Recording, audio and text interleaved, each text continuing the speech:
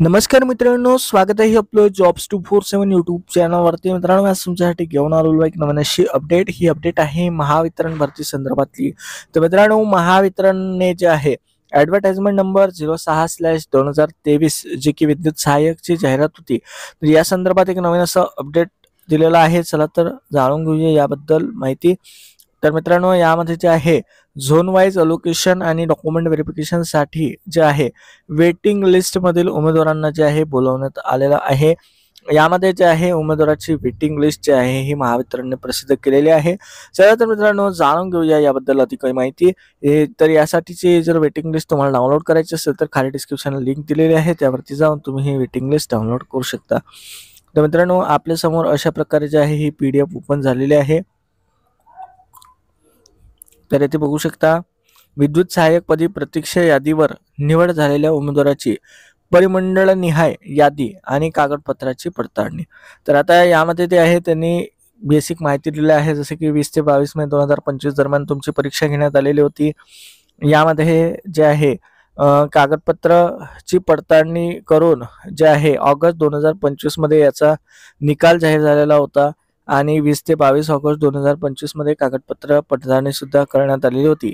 तर आता इथे दिला आहे मुद्दा क्रमांक 3, अत्यंत महत्त्वाचा मुद्दा आहे.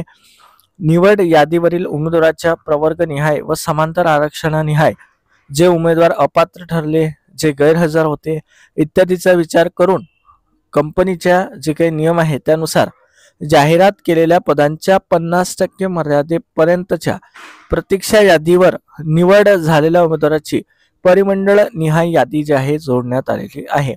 म्हणजे जे उमेदवार जे आहे सिलेक्ट झाले होते परंतु काही कारणास्तव अपात्र ठरले, त्यानंतर काही उमेदवार गैरहजर होते, तर अशा ठिकाणी जे आहे यामध्ये एकूण जाहिरातीमध्ये जे पदं होती त्याच्या 50% पर्यंतच्या मर्यादेपर्यंत जे आहे त्यांनी प्रतीक्षा यादी जी आहे जाहीर केलेली आहे. प्रतीक्षा यादीमध्ये जाहीर झालेल्या उमेदवारांची एक परिमंडळ निहाय म्हणजे झोननुसार जी आहे यादी जाहीर झालेली आहे.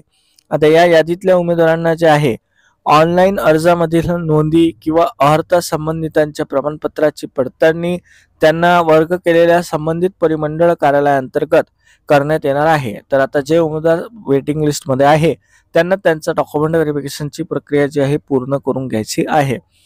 आता यामध्ये दिला आहे दिनांक 6 नोव्हेंबर 2025 पासून 7 नोव्हेंबर 2025 पर्यंत म्हणजे 2 दिवस जे आहे हे डॉक्युमेंट व्हेरिफिकेशनची जी प्रोसेस आहे ही पार पाडली जाणार आहे.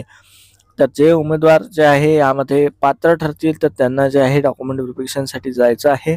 तर यामध्ये जे आहे एक त्यांनी दिलं आहे की मान्य आयुक्त दिव्यांग कल्याण आयुक्तालय पुणे यांचं एक पत्र आहे 10 सप्टेंबर 2025 अन्वये सदर जाहिराती अंतर्गत जे दिव्यांग प्रवर्गातील उमेदवार आहे त्यांची जी निवड प्रक्रिया आहे ही पुढील आदेशापर्यंत परिस्थिती जैसे थे असं ठेवण्याबाबत त्यांना सुचवलेलं आहे.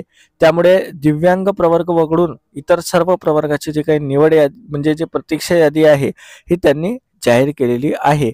आणि यामध्ये जे आहे त्यांनी सांगितलं आहे उक्त प्रमाणे म्हणजे वरील प्रमाणे मान्य आयुक्त दिव्यांग कल्याण आयुक्तालय पुणे यांनी अंतिम आदेश किंवा निर्णय जेव्हा देतील त्यानुसार जे आहे तेव्हा प्रवर्गनिहाय कट ऑफ गुणांचा तक्ता सुद्धा जाहीर केला जाईल. म्हणजे सध्या जे उमेदवार दिव्यांग प्रवर्गातील आहे त्यांची ही यादी लागलेली नाही.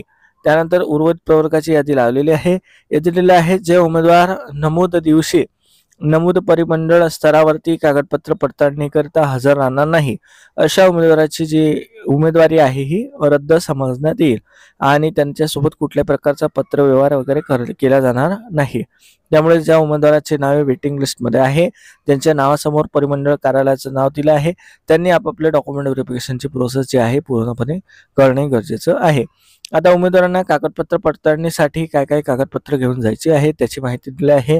ज्यामध्ये त्यांनी सांगितलं आहे की उमेदवाराने कागदपत्र पडताळणीसाठी येताना अपडेटेड अशा ओळखीच्या पुराव्याची मूळ प्रत म्हणजे ओरिजिनल डॉक्युमेंट आणि त्याची एक झेरॉक्स प्रत तुम्हाला घेऊन जायची आहे.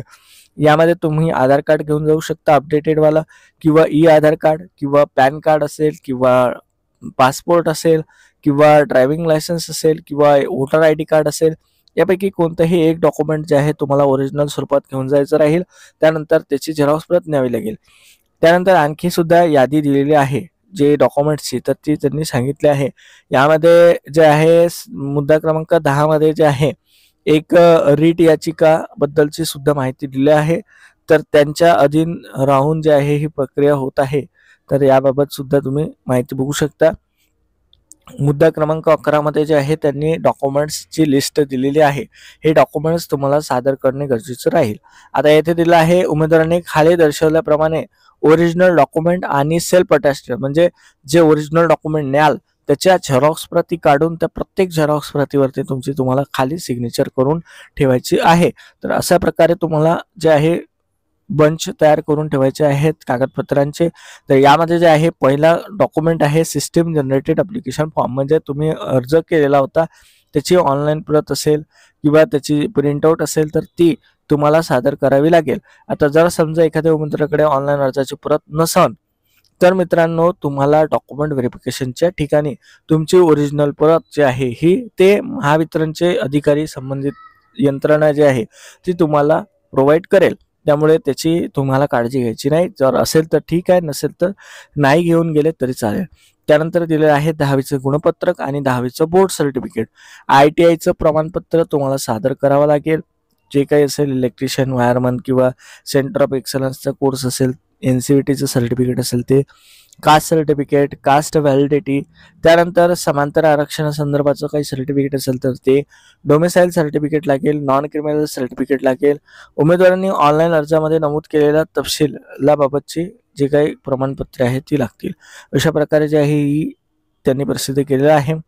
आता इथे तुम्ही बघू शकता कॅन्डिडेटचं नाव दिलेलं आहे, त्यांचा अप्लिकेशनचा जो काही प्रवर्ग आहे तो दिला आहे आणि त्यांची वेट लिस्टिंग कॅटेगरी सुद्धा दिलेली आहे आणि त्यांना अलॉटेड जो झोन आहे त्या ठिकाणी जाऊन दिनांकाच्या दिवशी जे आहे त्यांना तिथे डॉक्युमेंट व्हेरिफिकेशन करायचं आहे. उदाहरणार्थ हे पहिलं कॅन्डिडेट आहे तर यांच्या समोर जे आहे बारामतीचं झोन दिला आहे आणि डॉक्युमेंट व्हेरिफिकेशनची तारीख जी आहे ही दिनांक 6 नोव्हेंबर 2025 दिलेली आहे. तर पान नंबर 3 पासून जे आहे ही यादी प्रसिद्ध करण्यात आलेली आहे. तर जवळपास 34 पानाची यादी आहे. तर तुमचं नाव आहे की नाही हे खाली व्हिडिओच्या खाली कमेंट करून नक्की सांगा, जेणेकरून आपल्याला समजेल की महावितरणच्या वेटिंग लिस्टमध्ये आपले किती व्ह्यूवर आहेत. तर मित्रांनो तुम्हाला या डॉक्युमेंट व्हेरिफिकेशनला जर समजा जायचं असेल तर त्या संदर्भात काही ईमेल वगैरे प्राप्त झाला आहे का याबाबत सुद्धा माहितीसाठी तुम्ही कमेंट करून नक्की सांगा, जेणेकरून इतर व्ह्यूअरला सुद्धा समजेल की काही ईमेल वगैरे सुद्धा महावितरणने केला आहे की नाही. तर मित्रांनो खाली डिस्क्रिप्शनला लिंक आहे, तिथून तुम्ही ही यादी डाउनलोड करू शकता. हा व्हिडिओ समजला असेल, आवडला असेल तर लाईक करा, शेअर करा जास्तीत जास्त मित्रांसोबत. धन्यवाद.